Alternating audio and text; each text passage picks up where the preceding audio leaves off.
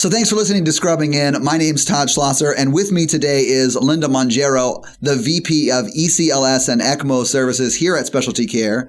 And she's joining us today to talk to us a little bit about what ECMO is and how it's changing and growing, and of course, talk a little bit about her background. So if I can, I'd like to start out with what brought you to sort of the healthcare field in general.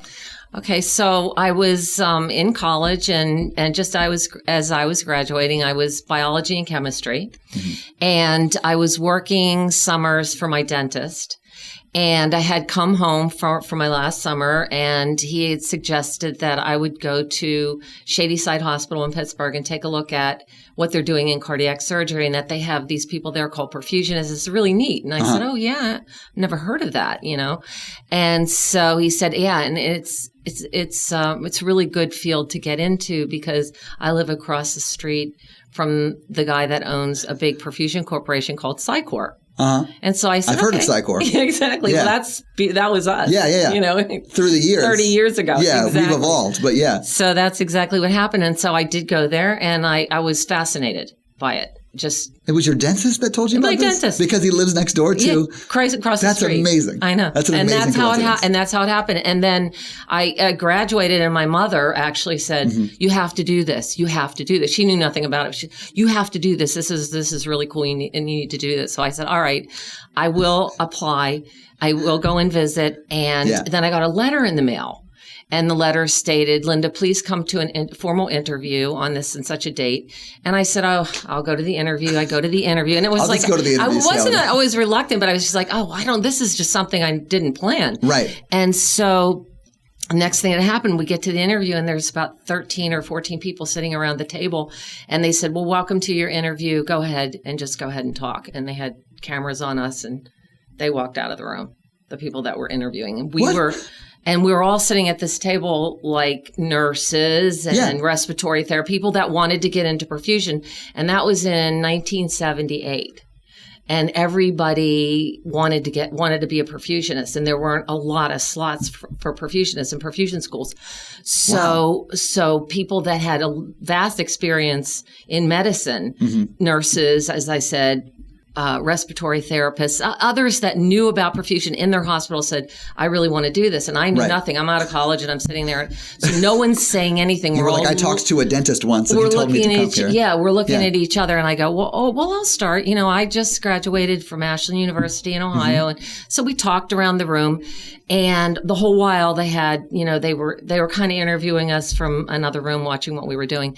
And then they individually took us out and took us into the OR, which I had already been. And then we had a psychological interview. And a psychiatrist came in, sat down with us one-on-one. What would you do if you killed someone? Oh, wow. Are you mechanically inclined? You know, all those kinds of things. So, and then I left there, and I walked down into the street, and I was like, whoosh, that was crazy. Very strange. Crazy interview. So I thought, well, we'll see. Yeah. Whatever. And then I still wasn't even like, I really want to do this. But everybody in that room really wanted to do this. They did ask one key thing. Would you be willing to relocate? Right. And this was in Pittsburgh, Pennsylvania. And everybody that was there already had some families. Right. They were established. They really didn't want to leave Pittsburgh. Right. So that, I think, launched me to the top of the list. And then I was actually awarded the first position. So then my mother's like, you really have to take this. And I said, I'm going to do it. It was a year. Yeah. And so it just started the training program or the school. The school was a year long. Yeah.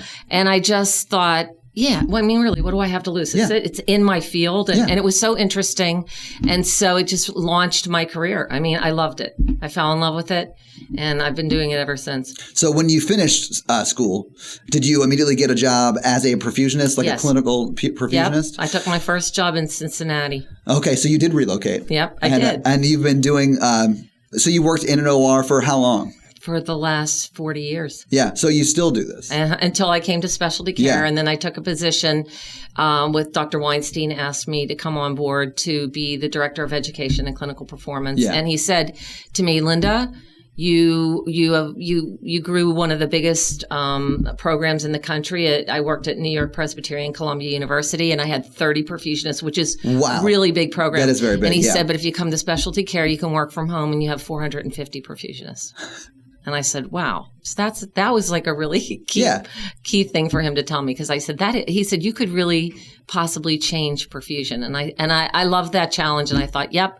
And this is a good segue for me into something else. And I was driving into the city for 27 years, back and forth every single day. And when I came to specialty care and I'm working from home, I had now 15 more hours in my week. Just because of the commute? Yep.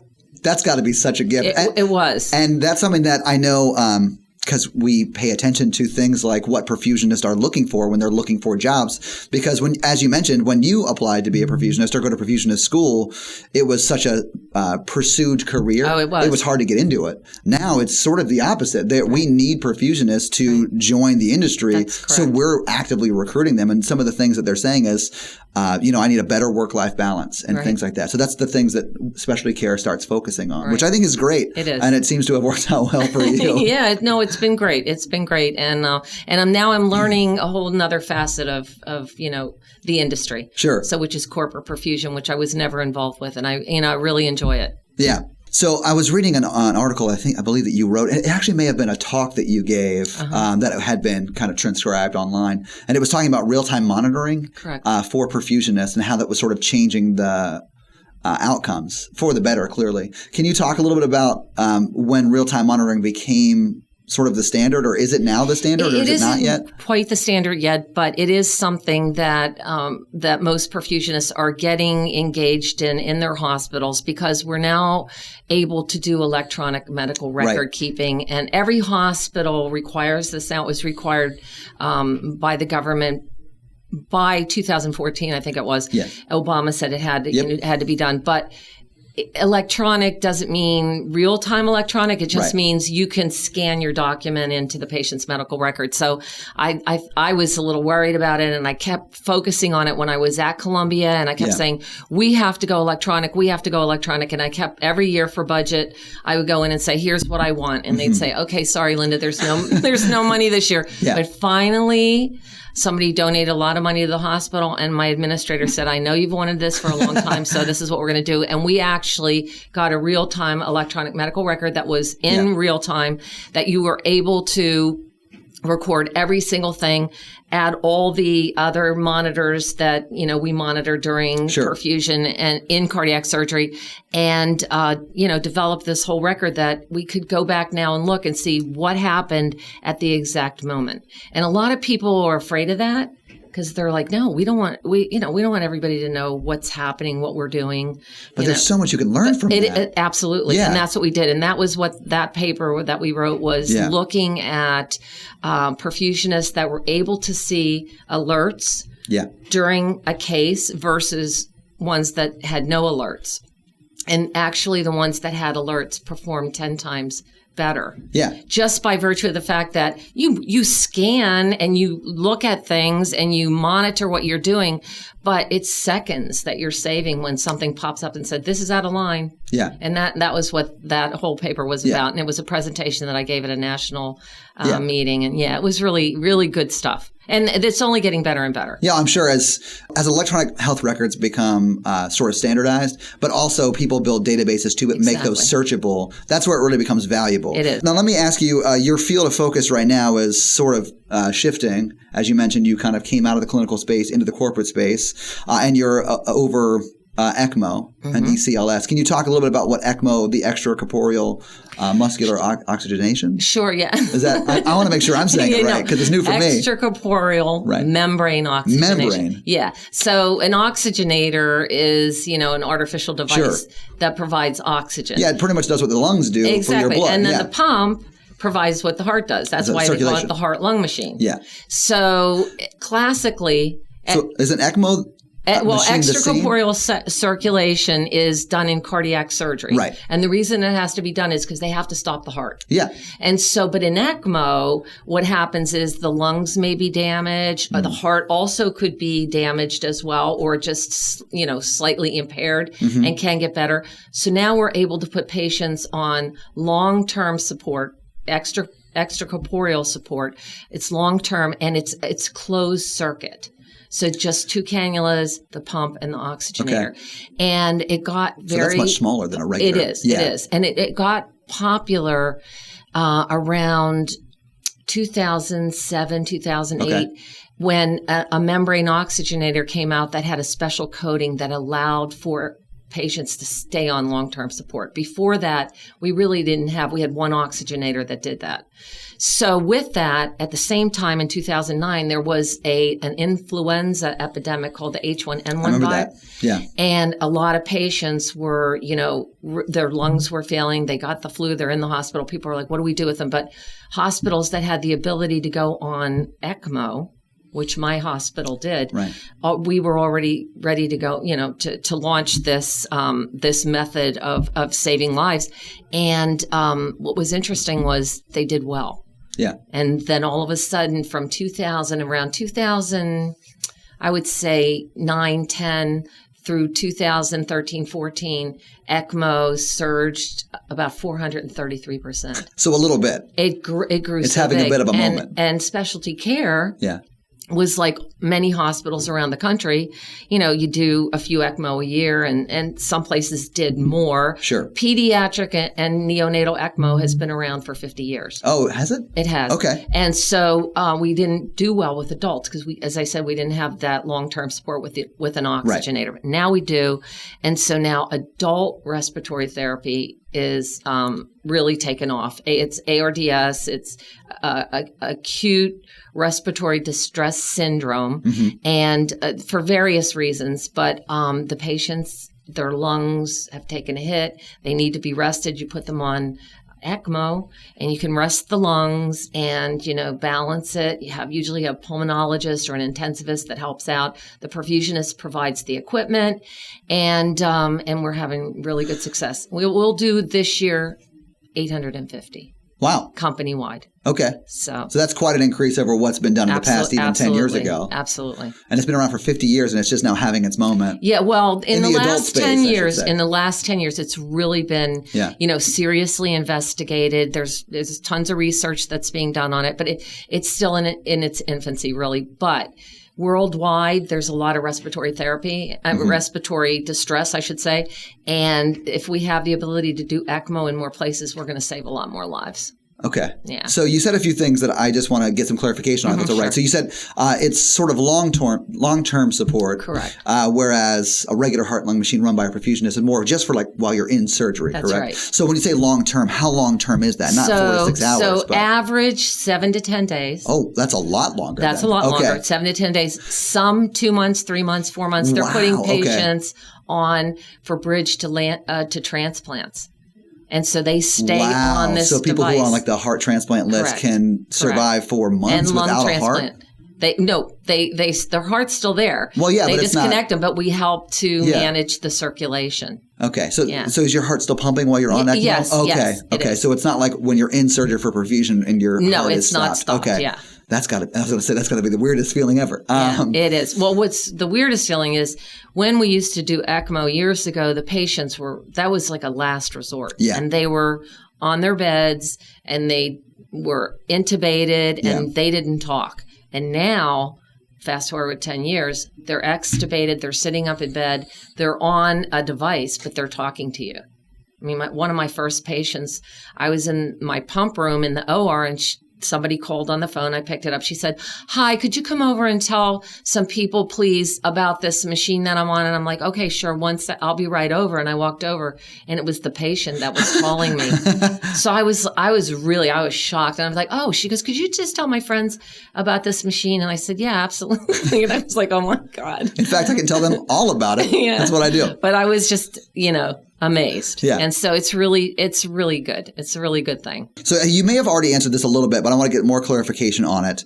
And I want to talk about sort of standardization of ECMO, if that is a fair question or a fair way of saying it. But how does a regular heart-lung machine that is done in surgery, how do those differ from regular ECMO machines, aside from just the miniaturization of them, which let's talk about that in a bit too. But what are the differences between those machines? So the regular heart-lung machine does a few extra things. So in other words, the patient's chest is opened up. Yes. So shed blood gets into that chest cavity, and that has to be sucked back to the heart-lung machine. It gets back to a reservoir, it gets filtered, and then it keeps like recirculating like an itself. auto transfusion machine does. Yeah, similar to that. But and that's the patient. So it's very open and invasive. Yes. Okay. And it's bigger because it needs more than one pump. But ECMO only really needs one pump. So one thing to drive the blood, either into the veno-venous position where you take blood from a vein, oxygenate it, give it back to a vein, and then it goes, because the heart's working, it travels through the heart and out to the lungs and lets the lungs rest, and then oxygenates them as well, and the total body. But then you can also have VA ECMO, which goes back to an artery, from a vein to an artery, oxygenated, and that pump is helping to propel the blood around the circulation because the heart, for some reason, is failing a little bit, or it has, it's inflamed. For various reasons why the heart, myocarditis, different reasons why the heart isn't perfusing as it should. So it just might need some time to come back. So that is only 2 cannulas versus this invasive, cardiopulmonary bypass full blown in the OR. So, but it's the same equipment.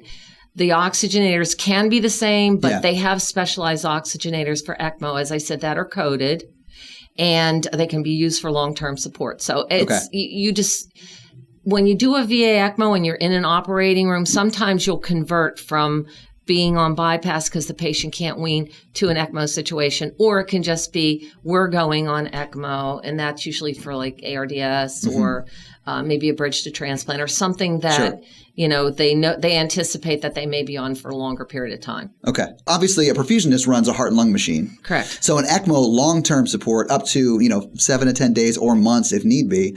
Who is monitoring that machine, or who is? So because ECMO has grown so differently across the country, in my mind, I'm a perfusionist. Right. The frontline manager or the go-to person for let's go on ECMO is the perfusionist. Okay.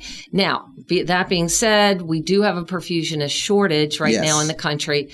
And perfusionists not only are doing, their cases, they can also do ECMO, but they can't stay up 24/7. No, they can't do a 4 to 6 hour case and then monitor someone for 12 hours. So what we've done is in some institutions, they said, well, let's have respiratory therapy help us out. Let's have the nurses help us out, or just get more perfusionists. Okay. At New York Presbyterian, when I was there, what we did was use this real-time monitoring. We put a monitor by each patient's bedside, and we used telemetry. So the perfusionists watch the ECMO. And so it's very involved. ECMO is a team sport. You cannot, not one person can do it. You need a whole team of individuals. And right now there are many respiratory therapists that are doing ECMO, a lot of nurses and nurses that are ECMO coordinators, and also perfusionists stay involved. But for me, because perfusionists do extracorporeal circulation. Right. That's our thing. That's their wheelhouse. It's exactly. It's like we're the go-to. And most institutions that I've been in always have perfusionists backup if they don't have the perfusionist running the ECMO. Okay. Going forward, is anyone looking to standardize that process? There's a national organization known as ELSO, Extracorporeal Life Support, it's a registry. It's been really, I think they started it in, I'd have to look that up for you, but I'm going to say early in ECMO career with babies and then pediatrics. Sure. They are trying desperately to get organized to have a national certification process. Okay. So they're working on that. It hasn't happened in, you can imagine after 50 years. So but we all do it very similarly. It's not that different. It's just, every institution has its own protocols. Training is one of the most important aspects. Sure. And that if you haven't done it in a while, that you get retrained or that you have continuing education around ECMO. I'd like to close on one final question. And I ask a lot of the people who have worked in perfusion-related fields or are still perfusionists. We had a chief perfusionist in here yesterday we were talking to. And I asked him the same question. Because there is a perfusionist shortage, if you were talking to someone who maybe just graduated with a bioscience degree, or maybe they've been a nurse for a few years and want to take a next step into furthering a career, what would you say about, or what would be your sales pitch, quote unquote, to join perfusion as an industry? I just think that the perfusionist is such a key personnel in the operating room and outside of the operating room. They learn to troubleshoot. Mm-hmm. That's what they do. And a lot of times when things happen in the operating room, if something goes wrong, the perfusionist kind of comes to the rescue because they can figure things out very quickly on the run. We're just trained to do that. So if you like being in that kind of an environment, because it can be stressful. It can be. But it's a fascinating field. And if we don't, knock ourselves out by being so short right now, and we continue to get perfusionists to get into the field, there's going to be all kinds of new things that perfusionists are going to be able to be involved in. Going out for heart transplant, there's going to be gene therapy, there's going to be things that are going to be extracorporeal, and the perfusionist already knows how to do this. So, and it's going to be a fascinating future. Now, that being said, all three of my children, I said, you need to be a perfusionist. You need to get into perfusion. Oh, no. Are you kidding? No way. We're not going to do call and all the things that you've done. So none of them are in this field, but there are plenty of kids that are interested in doing it. And it's really a fun profession. I've enjoyed it. I really have my whole life. And I just continually learn, and I just love it. Well, I can't think of a better place to stop. Linda Mongero, thank you so much for being on Scrubbing In. We really appreciate your time. Thank you for having me. Absolutely. Thank you so much. Okay. Awesome.